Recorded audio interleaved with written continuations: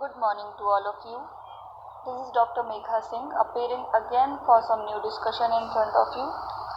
तो कल हम लोगों ने बात की थी मीनिंग के ऊपर, अर्थ और परिभाषाओं को देखा था हमने। आज हम लोगों को इसकी विशेषताओं पर चर्चा करनी थी, है ना। तो कल हम एक ही को मतलब उसको ठीक से हम देख भी नहीं पाए थे और टाइम ओवर हो गया था। तो आज हम लोग विशेषताओं को देख लेते हैं, है ना। तो इसका मैंने आपको पहली चीज़ बताई थी कि इसकी सबसे मेन जो इसका पर्पस होता है ई गवर्नेंस का, इसका मुख्य ध्येय क्या होता है? सरकारी कार्यों में कुशलता, पारदर्शिता और प्रभावशीलता लाना। ठीक है, ये 3 वर्ड मैंने कल बताए थे कि कुशलता मीन्स एफिशिएंसी, है ना, स्किल्स को बढ़ाना, है ना।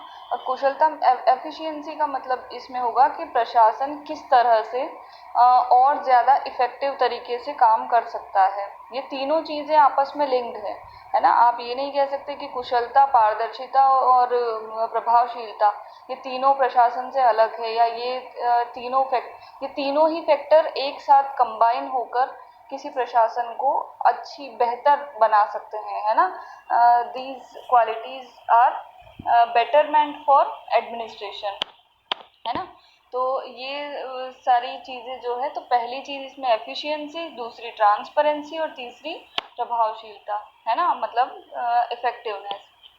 ठीक है, तो ये इसका मेन पर्पस होता है ई गवर्नेंस का, कि किसी प्रशासन को बेहतर तरीके से काम कैसे बेहतर तरीके से कैसे बनाया जाए।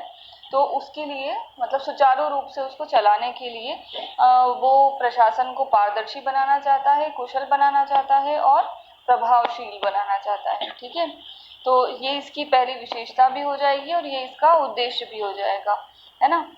अब इसमें एक और वर्ड आया है जो हमने पहले देखा था कि ई डेमोक्रेसी, है ना, ई लोकतंत्र। तो इसमें देखो ई लोकतंत्र को क्या कहा है? ये एक तरह का इसको संरचना माना है, स्ट्रक्चर है ना। और ई शासन जो है वो उसको क्या माना है? एज अ प्रोसेस, प्रक्रिया। ठीक है, तो आप ये देखो कि लोकतंत्र, ये आपको पता ही होगा कि लोकतंत्र जो है वो एक तरह के शासन के रूप में आता है, फॉर्म ऑफ गवर्नमेंट, है ना। जो अलग अलग हम देखते हैं, डेमोक्रेसी, मोनार्की, ओलिगार्की, है ना, ये अलग अलग जो देखते हैं हम लोग, डिक्टेटरशिप वगैरह। तो ये सारी चीज़ें क्या होती है? ये एक तरह के शासन के रूप होते हैं, है ना, कि किस कंट्री में या किस जगह पर किस तरह की शासन व्यवस्था फंक्शन कर रही है या काम कर रही है ना। तो ये जो ई लोकतंत्र है, ये एक तरह का स्ट्रक्चर बनाता है ना। स्ट्रक्चर मीन्स एक तरह की संरचना, एक फ्रेमवर्क बनाता है और उसमें प्रक्रिया है, जो एज ए प्रोसेस, जो एक्शन होता है उस लोकतंत्र के अंतर्गत, वो कौन करता है? वो किसके माध्यम से होता है? वो ई शासन के माध्यम से या ई गवर्नेंस के माध्यम से। तो अगर तो ये दोनों भी आपस में देखो कनेक्टेड है ना। ई डेमोक्रेसी तब चलेगी, मीन्स इलेक्ट्रॉनिक डेमोक्रेसी तब चलेगी जब उसके अंदर इलेक्ट्रॉनिक गवर्नेंस काम करेगा। बिना इलेक्ट्रॉनिक गवर्नेंस के क्या ई डेमोक्रेसी हो सकती है? तो नहीं हो सकती, है ना। तो ये चीज़ है, मतलब आपस में इन दोनों का कनेक्शन है ना। तो ये इसकी पहली विशेषता हो गई। ठीक है, अब इसकी सेकंड जो इसका फीचर दिया है वो क्या है? प्रशासनिक नेतृत्व तथा प्रौद्योगिकी का एकीकरण हो जाता है इसमें, है ना। देखो, प्रशासनिक नेतृत्व मीन्स एक एडमिनिस्ट्रेटिव लीडरशिप, है ना, और प्रौद्योगिकी यानी टेक्नोलॉजी, है ना। तो प्रशासनिक नेतृत्व यानी कि जो प्रशासन में जो लीडरशिप होती है, वो किसके मतलब आपस में इन दोनों के बीच एक कनेक्शन बन जाएगा, एक लिंक बन जाएगा कि वो जो लीडरशिप है, जो पहले डायरेक्ट काम कर रही थी या उसको थोड़ा टाइम लग रहा था कि कहाँ तक पहुँचने के लिए, ग्राउंड लेवल पर पहुंचने के लिए, जनता तक पहुंचने के लिए, है ना। तो वो चीज़ उन दोनों का क्या हो गया, एकीकरण हो गया। एकीकरण मीन्स एक वो इंटीग्रेटेड वे में काम करने लगे। तो हमने ये चीज़ इसकी जो हमने डेफिनेशन देखी थी, तो उसमें भी ये चीज़ हमने देखी थी कि प्रशासन में आईटी का मीन्स इंफॉर्मेशन टेक्नोलॉजी का इंटीग्रेटेड एक्सपेरिमेंट करना ही ई गवर्नेंस कहलाता है। हमने ये देखा था ना सिंपल वर्ड्स में क्या, तो प्रशासन में इंफॉर्मेशन टेक्नोलॉजी का समन्वित प्रयोग करना ही ई गवर्नेंस कहलाता है। ठीक है, तो यहाँ पर क्या हो रहा है, यहाँ एकीकरण मीन्स वही समन्वय हो रहा है उनका, है ना, इंटीग्रेशन हो रहा है।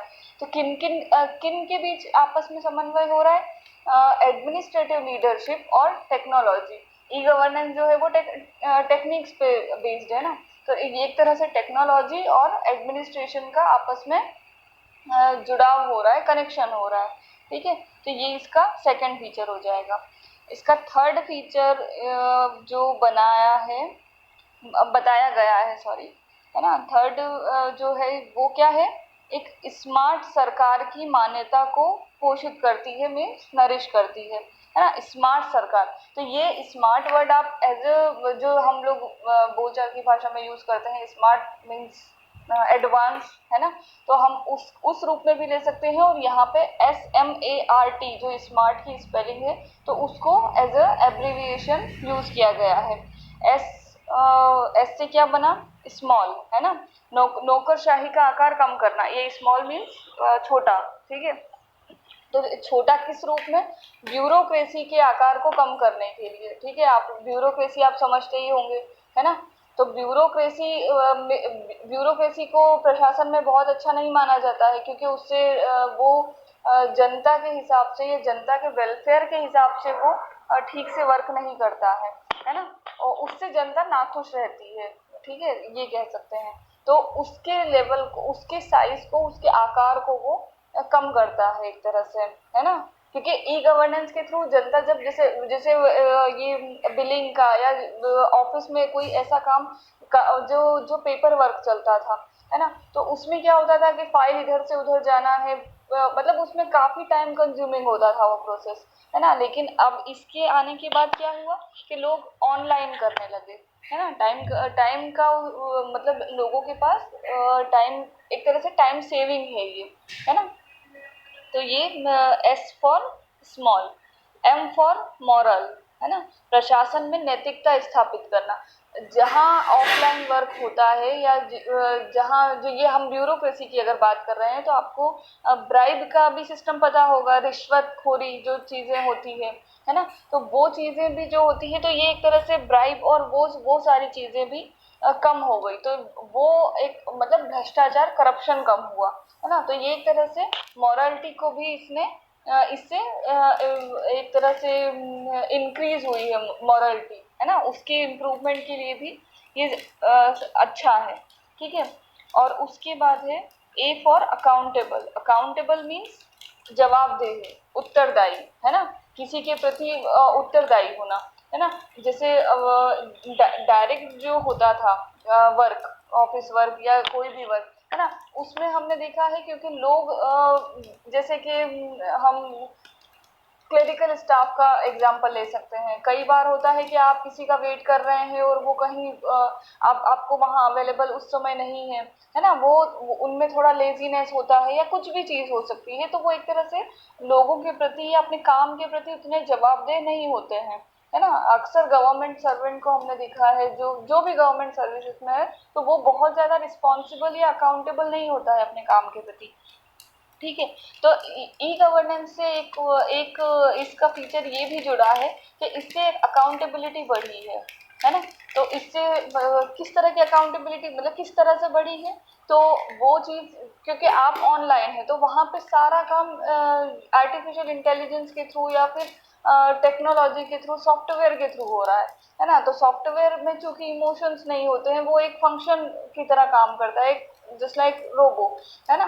तो उससे क्या होता है कि वो आप कभी भी किसी भी वक्त आप उसको यूज कर सकते हैं, और आप एक तरह से वो आपके प्रति अकाउंटेबल होगा। ठीक है, तो ये इस तरह से जवाबदेह हुआ है लोग, पब्लिक सर्विस जो होती है ना।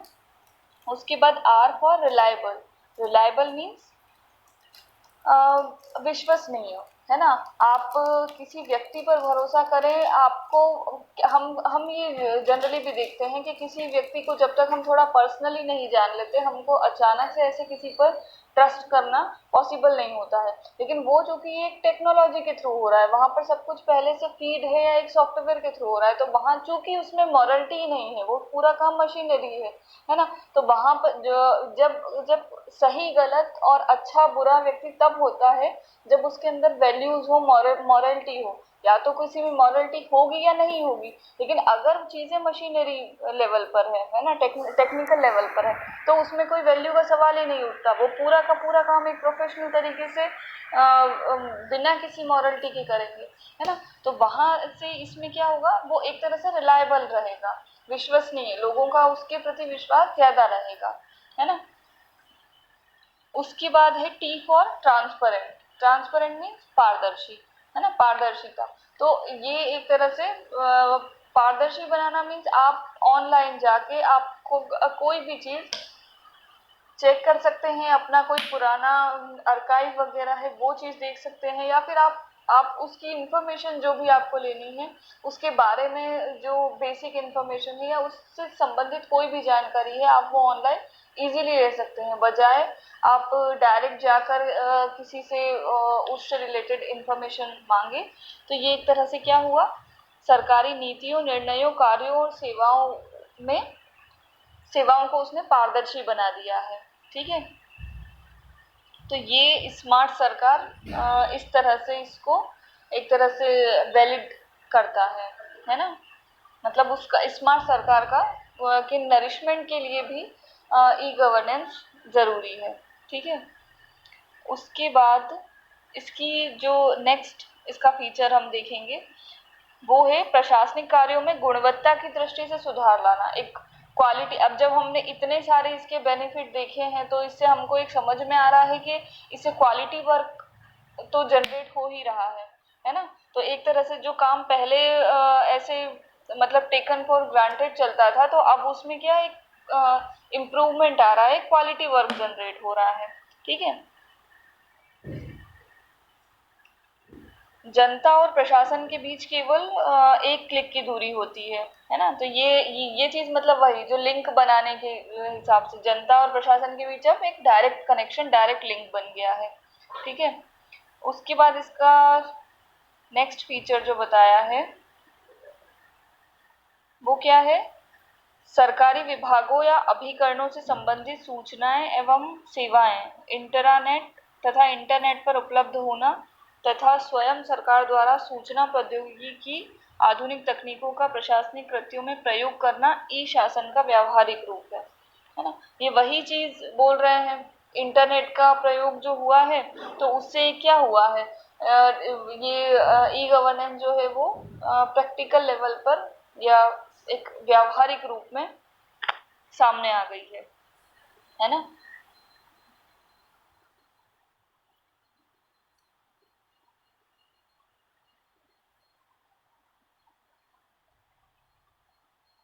उसके बाद इसका नेक्स्ट तो इसी में इन्होंने इसको एक सब हेडिंग करके बताया कि किस तरह से, जैसे कि देखिए एग्जाम्पल के थ्रू इन्होंने बताया है ऑनलाइन एग्जाम या रिजल्ट। जो पहले रिजल्ट आप लोगों को शायद नहीं पता होगा, जब पहले रिजल्ट जब अनाउंस होते थे तो आपने सुना होगा ये चीजें कि पहले यूनिवर्सिटी में एक नोटिस बोर्ड पर एक स्लिप चिपकाई जाती थी और बच्चे वहां आकर देखते थे। लेकिन अब क्या होता है, आप लोगों के रिजल्ट या अब रिजल्ट डिक्लेयर करने के बाद क्या होता है, रिजल्ट अनाउंस होगा, डिक्लेयर होगा और वो चीज आपको ऑनलाइन आप एक क्लिक करेंगे और आपको अगर रात में तो आप उसमें क्या होता था कि आपको यूनिवर्सिटी ओपन होने का या फिर आपको सुबह होने का या आप एक कन्वीनियंट ऑप्शन नहीं था वो, कि आपको सुबह का वेट करना होता था रिजल्ट देखने के लिए। लेकिन अभी क्या है, अभी आप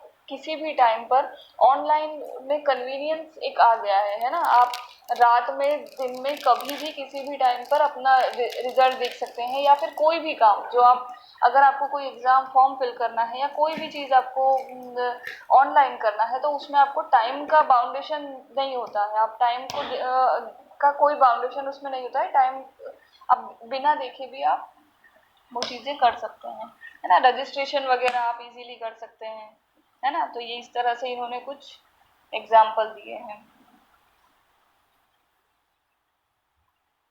इसके बाद नेक्स्ट इन्होंने जो बताया, कागजी कार्रवाई में कमी आती है, ये हम पहले भी डिस्कस कर चुके हैं। पेपर वर्क में कमी आती है, सारा काम डिजिटल लेवल पर होने लगा है ना। तो इससे जो वो क्लर्क का जो ऑफिस वाला जो ब्यूरोक्रेसी आप कह सकते हैं, तो वो नौकरशाही और ब्यूरोक्रेसी पर एक तरह से अंकुश लगता है, कंट्रोल होता है ना।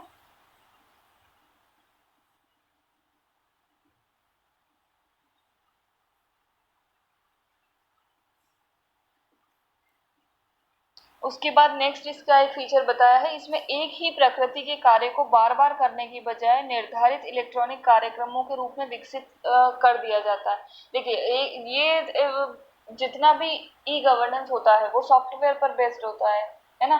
तो उससे क्या होता है कि अगर कोई व्यक्ति या ह्यूमन बीइंग के थ्रू काम होगा, तो उससे रिपीटेशन की एक टेंडेंसी जो होती है वो बनती है, क्योंकि हर बार एक नई डाइवर्सिटी लाना वो पॉसिबल नहीं होता है। पॉसिबल क्या, वो एक अगर एक ही व्यक्ति 10 तरह के काम करेगा, तो वो रिपीटेशन होना, क्योंकि उस व्यक्ति का जो व्यक्ति इज ह्यूमन बीइंग है ना, तो वो उसमें रिपीटेशन आना उसके मूल स्वभाव का गुण है, तो वो होगी ही। लेकिन चूंकि अगर सॉफ्टवेयर बेस्ड या मशीनरी के थ्रू काम हो रहा है, तो क्या होगा, तो उसमें आप जैसा सॉफ्टवेयर बनाएंगे, और सॉफ्टवेयर जब व्यक्ति बनाता है तो वो उसमें जो ये एक रिपीटेशन वाली या फ्रिक्वेंसी वाली जो बात होती है, तो वो उसमें होने के चांस बहुत कम हो जाते हैं, है ना। तो उससे क्या होता है, उससे एक तरह से आपके काम में इम्प्रूवमेंट होता है, जो क्वालिटी वर्क होगा वो और ज़्यादा इम्प्रूव तरीके से वर्क करेगा, है ना। तो ये भी इसका एक फीचर है।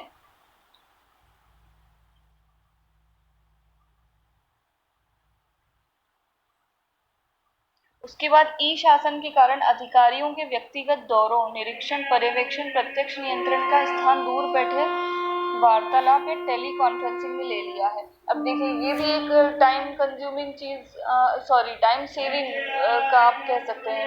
पहले जब कॉन्फ्रेंस होती थी, जब पेपर वर्क पर पूरा डिपेंड होता था, ऑफिस वर्क जितना भी होता था वो पेपर वर्क पर डिपेंड होता था, तब क्या होता था, अगर कहीं आपका आप यहाँ हैं और आपका ऑफिस मीलों दूर है ना, बहुत किलोमीटर दूर है, या फॉरेन में है, तो आपको वहाँ कॉन्फ्रेंस करने के लिए आपको वहाँ प्रेजेंट होना पड़ता था, है ना। और उसमें क्या होता था कि आपको जो भी आप टूर पर जाते थे या जो भी आपको एक टाइम लगता था उसमें, है ना। लेकिन जब से ये ई गवर्नेंस या डिजिटल हुआ है काम, तो उससे एक तरह का ये भी कन्वीनियंट ऑप्शन हो गया है कि आप घर बैठे कहीं भी आप टेली कॉन्फ्रेंसिंग के जरिए क्या कर सकते हैं, आप कोई भी मीटिंग आप ऑर्गेनाइज कर सकते हैं, और दूर बैठे भी अपना कोई भी ऑफिस है या कोई भी आप जो ये एमएनसीज वगैरह है, मल्टीनेशनल कंपनीज, वो आजकल इसी पर बहुत ज़्यादा बेस्ड हो गई है ना। कि आप यहाँ हैं, आपका ऑफिस अगर कोरिया में है या जापान में है, तब भी आप इजीली वो वर्क कर सकते हैं, और इजीली एक कनेक्शन बनाकर आपका वो कॉन्फ्रेंसिंग के जरिए या जिस तरीके से तो आप वो कर सकते हैं, है ना। तो ये भी एक इससे इसके फीचर में शामिल है, ठीक है। उसके बाद लोक प्रशासन में स्वचालन या ऑटोमेशन की अवधारणा तथा प्रयासों का परिष्कृत एवं विस्तारित स्वरूप है ना। ई गवर्नेंस पब्लिक एडमिनिस्ट्रेशन में ऑटोमेशन की अवधारणा, ऑटोमेशन का ये हमने जो इसको क्या कह सकते हैं कि मशीनरी बेस्ड है और टेक्नोलॉजिकल सॉफ्टवेयर पर बेस्ड है, तो एक तरह से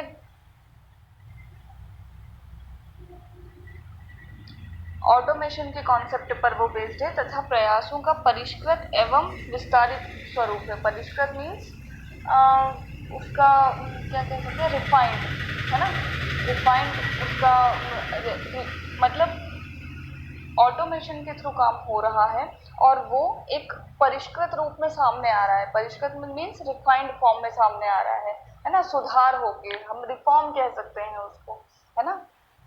तो उस तरीके से, और एक